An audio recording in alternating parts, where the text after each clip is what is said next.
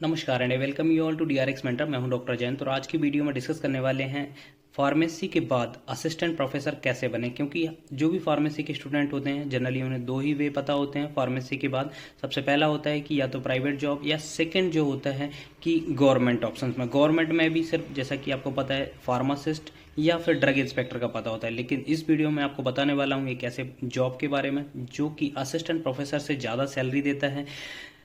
तो चलिए स्टार्ट करते हैं कि असिस्टेंट प्रोफेसर कैसे बने या क्या उसके लिए रिक्वायरमेंट होती है, एसेंशियल क्वालिफिकेशन क्या रिक्वायरमेंट होती है, दूसरा कितनी सैलरी मिलती है, क्या फैसिलिटी मिलती है असिस्टेंट प्रोफेसर को। तो चलिए स्टार्ट करते हैं। बट उससे पहले यदि आपने चैनल को सब्सक्राइब नहीं किया है तो चैनल को सब्सक्राइब कर लीजिए सो दैट आपको फार्मेसी रिलेटेड जितनी भी इंपॉर्टेंट इन्फॉर्मेशन है रिगार्डिंग रेलवे फार्मासिस्ट और जो भी ड्रग इंस्पेक्टर सभी कुछ आपको इस चैनल पर मिलने वाला है। तो चलिए स्टार्ट करते हैं। सबसे पहले बात करेंगे असिस्टेंट प्रोफेसर क्या होता है। असिस्टेंट प्रोफेसर एक टीचिंग पोजीशन होती है जो कि यूनिवर्सिटी और कॉलेजेस में होती है। आप भी यदि बी फॉर्म कर रहे होंगे तो वहाँ पर जो प्रोफेसर होते हैं उनको असिस्टेंट प्रोफेसर होते हैं, वहाँ पर एसोसिएट प्रोफेसर होते हैं और प्रोफेसर होते हैं। असिस्टेंट प्रोफेसर ही प्रमोट होते हैं एसोसिएट एंड प्रोफेसर में।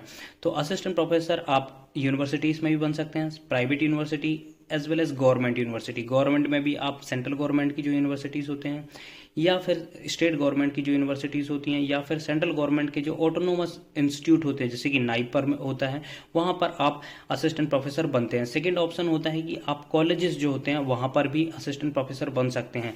कॉलेजेस स्टेट गवर्नमेंट के होते हैं, जैसा कि आपको पता है स्टेट में बहुत से कॉलेजेस होते हैं। मध्य प्रदेश की बात करें तो वहाँ पर SGITS कॉलेज है, ठीक है। जैसे हिमाचल प्रदेश में भी 4-5 स्टेट गवर्नमेंट के फार्मेसी कॉलेजेस हैं, वहाँ पर आप असिस्टेंट प्रोफेसर बन सकते हैं। टॉप इंस्टीट्यूट की बात करें तो जो सबसे ज़्यादा सैलरी पे करते हैं वो होते हैं नाइपर।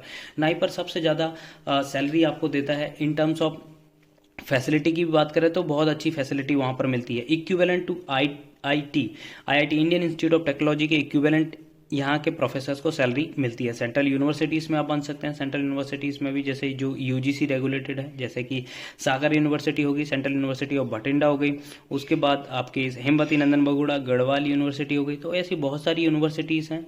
बिहार में भी है, साउथ बिहार यूनिवर्सिटीज़ हैं, तो वहाँ पर आप असिस्टेंट प्रोफेसर बन सकते हैं। स्टेट यूनिवर्सिटी की बात करें तो हर स्टेट में अपनी यूनिवर्सिटीज़ होती हैं।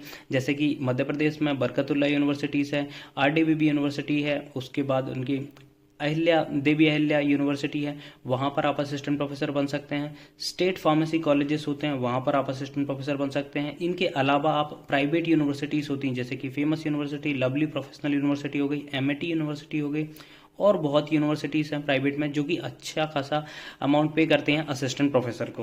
तो चलिए स्टार्ट करते हैं और डिस्कस करते हैं कि कितनी सैलरी उनको मिलती है। ये सैलरी मैंने आपको बताई है वो UGC असिस्टेंट प्रोफेसर की जो सेंट्रल यूनिवर्सिटी है जैसे कि सागर यूनिवर्सिटी हो गई और आपकी CUP भटिंडा हो गई, तो उन यूनिवर्सिटीज़ में जो असिस्टेंट प्रोफेसर होते हैं उनको सैलरी मिलती है। ये आप देख सकते हैं, लगभग मैंने सैलरी कैलकुलेट करके बताई हुई है यहाँ पर। जो बेसिक पे होता है उनका होता है 67,700 रुपये। अब आप देखेंगे UGC के अकॉर्डिंग तो UGC का जो बेसिक पे होता है वो 57,700 होता है, लेकिन वो होता है मास्टर्स वालों के लिए। यदि आपके पास PhD डिग्री होती है तो आपको 5 कंपाउंडिंग इंक्रीमेंट मिलते हैं, जिसकी वजह से आपका जो बेसिक होता है वो 67,700 रुपये हो जाता है। उस पर आपको अदर अलाउंसेस मिलते हैं जैसे कि DA जो कि अभी करंटली सेंट्रल गवर्नमेंट के अकॉर्डिंग 50% चल रहा है, तो आपको 33,850 रुपये DA मिलने वाला है। प्लस HRA आपको मिलेगा जो करंटली वेरी करता है, जैसे आप X सिटीज़ में हैं तो लगभग 30%, Y सिटीज़ में 20% एंड Z सिटीज़ में आपको 10% HRA मिलता है। तो डिपेंडिंग अपॉन यदि ये जो कैलकुलेशन हुई है वो अकॉर्डिंग टू 30% हुई है। तो यहाँ पर आप देख सकते हैं 20,310 रुपये इनका HRA बना हुआ है इन 67,700 बेसिक पे।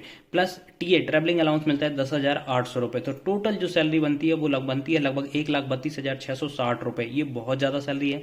कंपेयर करें हम IAS से तो IAS में भी इतनी सैलरी नहीं मिलती है जितनी एक असिस्टेंट प्रोफेसर को मिलती है, ठीक है। अब बट इसमें डिडक्शन होते हैं। पहला डिडक्शन होता है आपका NPS का, न्यू पेंशन स्कीम का। सेकंड होता है आपका टैक्स, क्योंकि आप टैक्स स्लैब में आते हैं तो वहाँ पर आपका टैक्स डिडक्शन होता है। थर्ड होता है आपका हेल्थ फैसिलिटी जो आपको प्रोवाइड करती है गवर्नमेंट CGHS, उसका आपका डिडक्शन होता है। उसके बाद आपके अकाउंट में सैलरी क्रेडिट होती है। तो ये हो गई सेंट्रल गवर्नमेंट के इंस्टीट्यूट की। अब जो नाइपर होते हैं उनकी सैलरी लगभग जो असिस्टेंट प्रोफेसर होती है उनकी 1.5 लाख से भी ज़्यादा सैलरी बनती है। और जो स्टेट गवर्नमेंट होता है वो वेरी करता है। यदि आप वो UGC और 7th पे को फॉलो करते हैं तो लगभग उनकी सैलरी 1 लाख के करीब बनती है। और यदि जैसे नहीं भी फॉलो करते हैं तो लगभग 60 से 70 हज़ार सैलरी उनको स्टेट गवर्नमेंट में सैलरी मिलती है एक असिस्टेंट प्रोफेसर को।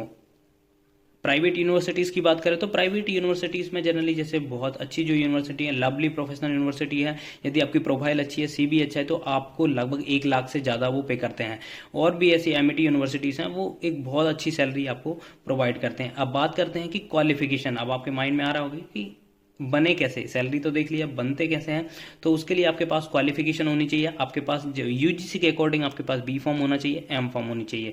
अदर आपके पास है जैसे पीएचडी है, पोस्ट डॉक है, अदर है, तो आपको वहां पर बेनिफिट मिलता है। बेनिफिट कैसे मिलता है यहाँ पर आप देख सकते हैं। जैसे यूजीसी के अकॉर्डिंग बात करें तो आपको ग्रेजुएशन के यदि आपका 80% से पास की हुई है तो आपको 15 नंबर मिलते हैं। पोस्ट ग्रेजुएशन से 80% से ज़्यादा से की हुई है तो 28 नंबर मिलते हैं। एम फिल या फिर पीएचडी की हुई है आपने तो 30 नंबर्स आपको मिलते हैं।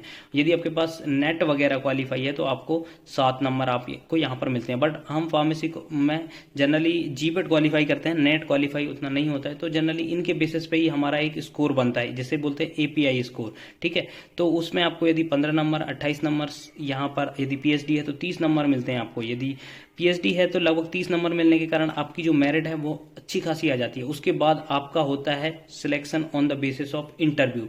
कुछ जो स्टेट हैं जैसे कि हिमाचल प्रदेश है, वहां पर आपको एग्जाम होता है, एग्जाम के बाद आपका इंटरव्यू होता है। लेकिन जो स्टेट सेंट्रल गवर्नमेंट की यूनिवर्सिटीज होती हैं जैसे एचएस गौर वगैरह हो गई, जहां पर रिसेंटली वैकेंसी भी आई हुई है, वहां पर सबसे पहले आपका एपीआई स्कोर बनता है। एपीआई स्कोर बनता है आपका इन पॉइंट्स पे, ग्रेजुएशन, पोस्ट ग्रेजुएशन आपने कितने नंबर से पास की हुई है। उसके बाद यदि आप इसमें रैंक करते हैं तब आपको वो इंटरव्यू के लिए बुलाए जाते हैं। यदि आपके पास पीएचडी है तो मैं आपको बता रहा हूँ कि 30 नंबर आपको मिल जाते हैं। पोस्ट डॉक्टरल एक्सपीरियंस है तो आपको 2 नंबर मिलते हैं। पोस्ट डॉक्टरल या टीचिंग एक्सपीरियंस आपके पास है तो 2 नंबर आपको मिलते हैं पर ईयर के हिसाब से, तो मैक्सिमम 10 नंबर आपको मिलता है। ठीक है, अदर में आपके पास यदि रिसर्च पेपर होते हैं या पेटेंट होता है, बुक होती है, बुक्स जो रिटर्न बुक होती हैं, फंडिंग वगैरह होती है। फंडिंग क्या होती है कि जैसे कोई भी फंडिंग एजेंसी हो गई, जैसे आईसीएमआर हो गया, डीबीटी हो गया या डीएसटी हो गया, वहां से आपको किसी प्रोजेक्ट पर पर्टिकुलर अमाउंट मिला हुआ है, ग्रांट मिली हुई है, तो उसके नंबर भी यहाँ पर आपको मिलते हैं। ठीक है, जो रिसर्च पेपर होते हैं मैक्सिमम 10 नंबर आपको यहाँ पर मिलते हैं। तब उसके बेसिस पे आपका एपीआई स्कोर बनता है और उसके बेसिस पे आपको बुलाया जाता है इंटरव्यू के लिए। जब आप इंटरव्यू क्वालिफाई कर लेते हैं तो फाइनली आपको अपॉइंटमेंट लेटर मिलता है। लेटर अपॉइंटमेंट मिलने के बाद आपको सैलरी आना स्टार्ट होता है और आपको अदर फैसिलिटीज भी मिलती है, जैसे कि आपको क्वार्टर मिलती है, एलटीसी लीव ट्रेवल कंसेशन, जैसे आपको इंडिया टूर करने के लिए आपको एयर फेयर आपको एक बार दिया जाता है साल में। 4 साल में आई थिंक 2 बार आपको एलटीसी मिलती है, तो आप all over India by flight आप घूम सकते हैं विद फैमिली। थर्ड जो आपको मिलता है वो चाइल्ड एजुकेशन अलाउंस मिलता है। ठीक है, चाइल्ड एजुकेशन अलाउंस पहले जो 27,500 मिलता था अब रिवाइज हो चुका है, तो वो आपको मिलने वाला है 2 चाइल्ड तक। 2 चाइल्ड तक आपको 27,500, मतलब 2 चाइल्ड का आपको लगभग 52,000 रुपये आपको पर ईयर 2 चाइल्ड का एजुकेशन का मिलता है आपको अलाउंस। वो भी आपको उनकी नर्सरी से लेके लगभग 12th क्लास जब वो पास कर लेते हैं तब तक आपको चाइल्ड एजुकेशन अलाउंस मिलता है। हेल्थ फैसिलिटी आपको मिलती है, जैसे सीजीएचएस प्रोवाइड कराती है, तो वो आपको मिलता है। आपका जितना भी हेल्थ का जो भी एक्सपेंस है वो सब आप क्लेम कर सकते हैं, या फिर जो कैशलेस हॉस्पिटल में जाके आप अपना ट्रीटमेंट करा सकते हैं। तो ये इतनी सारी फैसिलिटी मिलती है। तो आई होप कि आपको ये वीडियो अच्छा लगा होगा और इन्फॉर्मेटिव लगा होगा। यदि इन्फॉर्मेटिव लगा तो प्लीज़ चैनल को लाइक करिए, चैनल को सब्सक्राइब करिए, वीडियो को लाइक करिए, शेयर करिए एंड कमेंट करिए। Thank you.